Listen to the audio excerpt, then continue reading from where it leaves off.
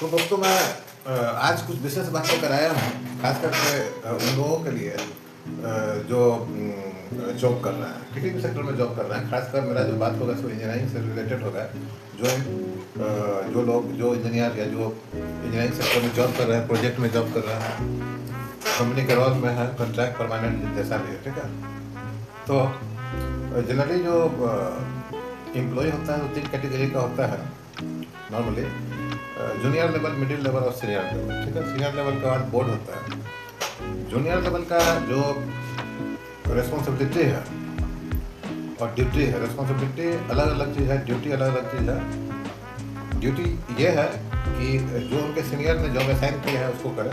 Responsibility ये है कि जो उनको दिया गया है जॉब उससे वो सीखें, ठीक है। सीनियर क्या बोलता है वो करें। नेक्स्ट मिडिल लेवल है। मिडिल लेवल एम्प्लॉय का ये ड्यूटी है कि अपने से जूनियर जो है उसको अच्छी तरह से गाइड करें और सीनियर से सलाह मशवरा करें, ठीक है। रिस्पॉन्सिबिलिटी ये है कि अपने आप को डेवलप करें, ठीक है। प्राइमरी चीज़ आपने जूनियर लेवल में सीख लिया है, अब डेवलप करना है जिससे आपकी कंपनी, आपके समाज, आपके परिवार को, सभी को फायदा पहुँचे, ठीक है। सबको फायदा पहुँचेगा तो एम्प्लॉय को भी फायदा पहुँचेगा। उसके बाद आता है सीनियर लेवल। अब जाहिर है कि वो जूनियर और मिडिल लेवल क्रॉस करके आया है। सीनियर लेवल का क्या काम है? 70% काम सीनियर लेवल का ये होना चाहिए कि कंपनी का जिसके लिए वो काम कर रहा है उसका बेनिफिट के लिए वो क्या करेंगे, उनको क्या करना चाहिए, ठीक है। आज मैं इसी पर बात करना चाहता हूँ। एक सीनियर लेवल स्टाफ जो है 45 के बाद ही सीनियर लेवल में आता है। 45 ईयर्स 50 ईयर्स के बाद सीनियर लेवल में आता है। जनरली पोस्ट जनरल मैनेजर है, एबीपी, वीपी है वगैरह रहता है। कभी कभी प्रोजेक्ट डायरेक्टर और प्रोजेक्ट हेड का भी एलाइट पोस्ट दिया जाता है, ठीक है। तो सीनियर लेवल का स्पेसिफिक बहुत ही डेडिकेटेड होने का ज़रूरत है। अगर आप किसी कंपनी में as a senior level post hold करते हैं तो ये ज़रूरी है कि आपका हर सोच विचार कंपनी को प्रॉफिट देने वाला होना चाहिए, ठीक है। और ये प्रॉफिट देने वाला, हाँ, तो मैं ये कह रहा था, तो आपके दिमाग में सीनियर लेवल ऐसा विचार आना चाहिए जॉब करते हुए कि कंपनी को बेनिफिट कैसे हो, कंपनी को प्रॉफिट कैसे हो, ठीक है। तो इसके लिए देखिए, आपको अपना जो कंसंट्रेशन है और ध्यान है वो कंपनी का जो वर्क शेड्यूल है स्टार्ट करने से लेकर कंप्लीट होने तक, इसका टाइमलाइन एक्टिविटी के साथ पूरी तरह से आपके दिमाग में होना चाहिए। मतलब from the start of project to the handing over of the project, ठीक है। ये होना चाहिए। प्रोजेक्ट स्टार्ट किया, स्टार्ट करना भी डिफिकल्ट है, रिसोर्स मोबिलाइज करना है, जो रेलेवेंट एक्सपीरियंस का स्टाफ है उसको लाना है, बीच में काम को टाइम पर एग्जीक्यूट करना है। खास करके तब जब जो क्लाइंट है अगर लैंडिंग में है, मतलब फंडेड प्रोजेक्ट है, कोई बैंक से फंड लिया हुआ है जो कि अलग अलग माइलस्टोन पर उसको रिइंबर्समेंट करता है और एलडी क्लोजेस फिक्स करके रखा हुआ है, ठीक है। ये सभी चीज़ ध्यान में होना चाहिए। और ये सभी चीज़ होने के बाद प्रोजेक्ट का हैंड ओवर कैसे करना है, फाइनल जो फाइनेंशियल चीज़ होता है, जैसे फाइनल बिल कैसे बनाना है, क्या क्या जरूरी है। फाइनल, अगर प्रोजेक्ट को फाइनल नहीं करेंगे तो प्रोजेक्ट बंद ही नहीं होगा, प्रोजेक्ट क्लोज नहीं होगा, ठीक है। तो आपको जो सर्टिफिकेट क्लाइंट देता है कि प्रोजेक्ट क्लोज हो गया, ठीक है। एक तो होता है कि जो पर्टिकुलर वे होता है उसमें जाकर प्रोजेक्ट क्लोज करना होता है, और दूसरा होता है कि जुगाड़ से क्लोज कर दिया प्रोजेक्ट। तो जुगाड़ से क्लोज करना हर जगह आपको इफेक्टेड नहीं होगा। बहुत सारा जो काम है बहुत प्रिसाइज होता है। कई सारा गवर्नमेंट ऑर्गेनाइजेशन भी बहुत एफिशिएंट होता है कि आप रेलवे रख लीजिए, चाहे पीएसयू का काम रख लीजिए, बहुत सारा काम है जहाँ पर आपको क्लोजर जरूरी है। क्लोजर होगा तभी आपको बचा हुआ जो रिटेंशन अमाउंट रहता है या सिक्योरिटी डिपॉजिट रहता है वो सब मिलेगा, या बहुत सारा एलडी कटा रहता है जो कि टाइम के साथ ओवरकम होता है। तो क्लोजर बहुत ही इंपॉर्टेंट है, ठीक है। और कंपनी को बेनिफिट और प्रॉफिट देने का ये एक बहुत बड़ा पॉइंट है। अगर सक्सेसफुली प्रोजेक्ट को आप क्लोज करते हैं तो यहाँ पर जो बाकी का अमाउंट फाइनल बिल के लिए जो बचा हुआ रहता है वो कंपनी को मिलता है ना। अगर आप ठीक से क्लोज नहीं करेंगे, क्लोज हो भी गया अगर ठीक से नहीं हुआ तो बहुत सारा पैसा फंसा हुआ रह जाएगा। अगर आपने बिल्कुल क्लोज ही नहीं किया तो जो पैसा मिलना चाहिए था अमाउंट वो भी नहीं मिलेगा। तो एज ए सीनियर लेवल ये इंपॉर्टेंट चीज़ है, ठीक है। इसी तरह का और भी चीज़ होता है, जैसे एक सीनियर का ये भी ड्यूटी होना चाहिए कि ड्यूटी नहीं, रिस्पॉन्सिबिलिटी होना चाहिए कि जैसे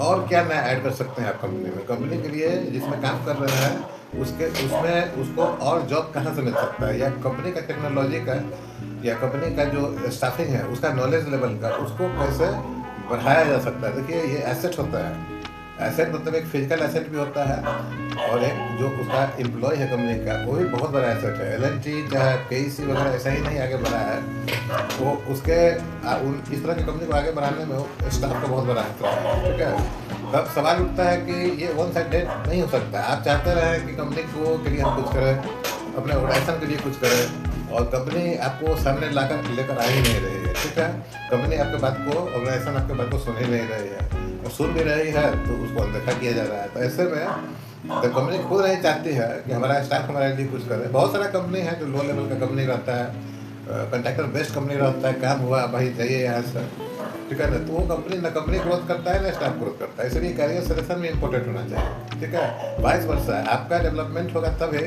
जब कंपनी डेवलप करेगी। ठीक है, आप लंबे समय तक कंपनी में तभी काम कर पाएंगे जब कंपनी को लगातार काम मिलेगा। कंपनी को लगातार काम तब मिलेगा कि जब कंपनी अच्छा परफॉर्म करेगी। अच्छा तभी परफॉर्म करेगी जब स्टाफ डेडिकेशन के साथ काम करेगा और कंपनी का पॉलिसी उसके साथ रहे। तो हर चीज़ मिक्स है, it's mix taste of project implementation. ठीक है, तो इसमें हर चीज़ को मिलाकर चलना पड़ता है। तो अभी स्टाफ के लिए तो ये हो गया, फिर कंपनी को क्या करना है, कंपनी को ऑर्गेनाइजेशन को आइडेंटिफाई करना है, और ऑर्गेनाइजेशन आइडेंटिफाई करते हैं।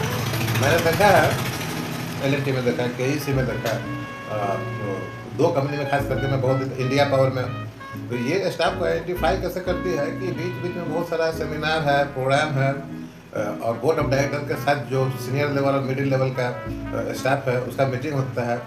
कई सारा company junior board of directors बना कर रखा है। जूनियर बोर्ड ऑफ डायरेक्टर्स में क्या है कि जूनियर लेवल और मिडिल लेवल का स्टाफ को भी बोर्ड ऑफ डायरेक्टर का रिस्पॉन्सिबिलिटी दिया जाता है as a training. Board of director का एज ए ट्रेनिंग, हर कंपनी में बोर्ड ऑफ डायरेक्टर होता है। उसमें से कई सारा, आपको मालूम है कि जो लिमिटेड कंपनी है, लिस्टेड कंपनी है, कम से कम 7 बोर्ड ऑफ डायरेक्टर्स में शायद ऐसा डायरेक्टर होना चाहिए। तो वो जो 7 रहता है उसमें से 2-3 कंपनी में नीचे से उठ के आए रहते हैं। ठीक है, सबसे बड़ा एग्जाम्पल AM L&T का है। ठीक है, एज ए जूनियर लेवल हो ज्वाइन किए और कहाँ से कहाँ पहुँच गए। इसी तरह और भी लोग हैं। अभी जो श्रीनिवासन है, मेरे ख्याल से श्रीनिवासन टाटा में, वो जो है जो एक मिडिल लेवल ऐसा ज्वाइन किए या शुरू से ही ज्वाइन किया। अभी देखिए वो बोर्ड ऑफ डायरेक्टर कई सारा है। तो भाई वो भी तो, उन्होंने भी तो वही किताब पढ़ा है। ठीक है, अब कोई जूनियर लेवल से इतना ऊपर तक पहुंच गया है तो कुछ तो होगा।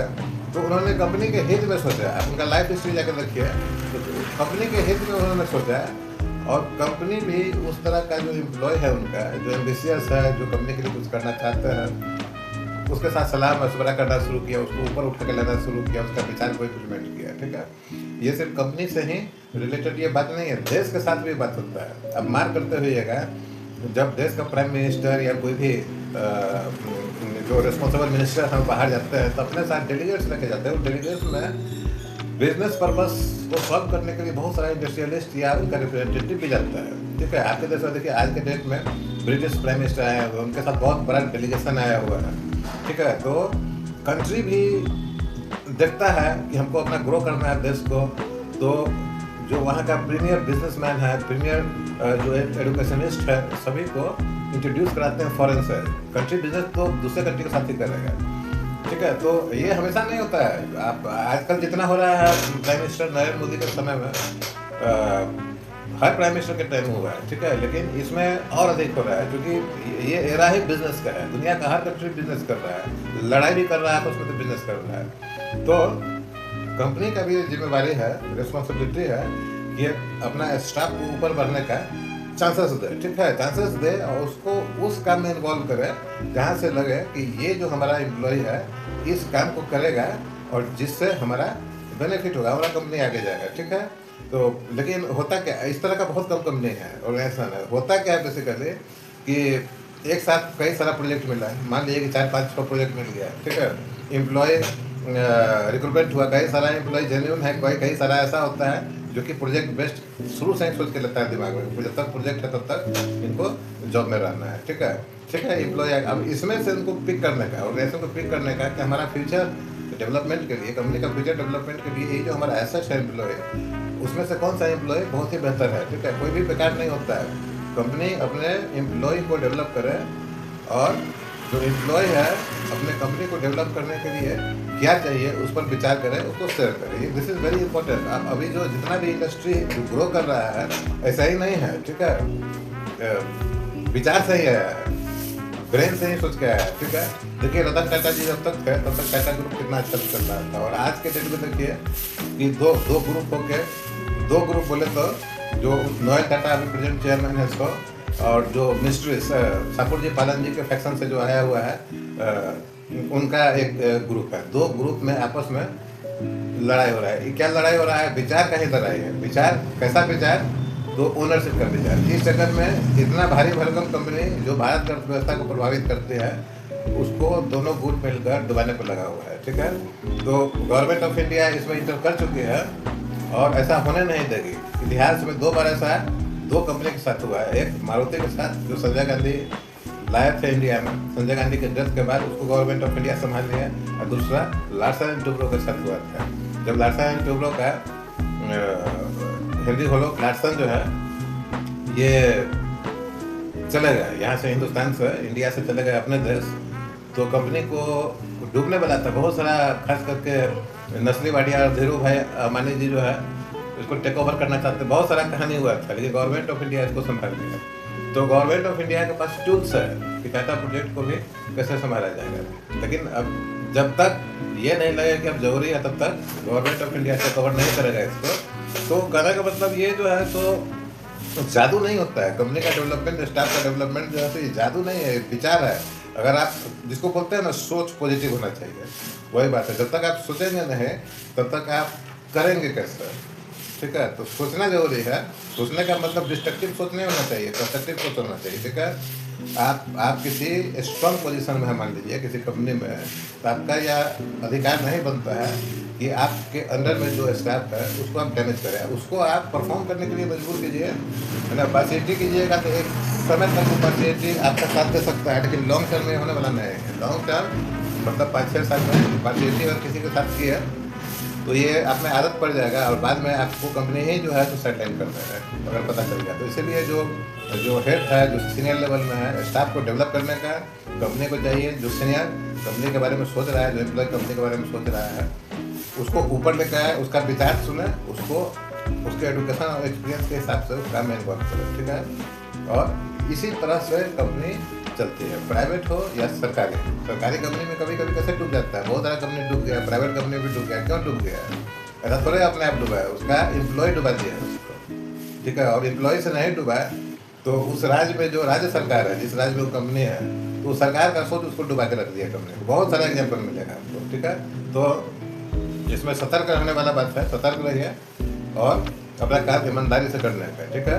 अब आप प्रोजेक्ट का हेड है और आपको मालूम नहीं है कि क्लोज कैसे करना है, आपको ये नहीं मालूम है कि फाइनल बिल रेज करना क्यों जरूरी है, फाइनल बिल रेज कैसे किया जाता है, सर्टिफिकेशन कैसे होता है, ISO सर्टिफिकेशन कैसे होता है, ISO का इम्पोर्टेंस क्या है, ठीक है। एक कंपनी का जो टाइम टू टाइम गैदरिंग होता है उसका इम्पोर्टेंस क्या है, सेमिनार का इम्पोर्टेंस क्या है, ठीक है। जो कंपनी का कॉर्पोरेट मीटिंग होता है उसका इम्पोर्टेंस क्या है। तो ये सभी चीज़ आज के एम्प्लॉय में मिस कर रहा है, ये मैं देख रहा हूँ। हर कंपनी में नहीं, लेकिन most of the company is lacking with the expertise of their employ because they are not in directly contact with their senior level staff. Okay, so with this I am ending this video. अभी हमारा international classes का time हो रहा है।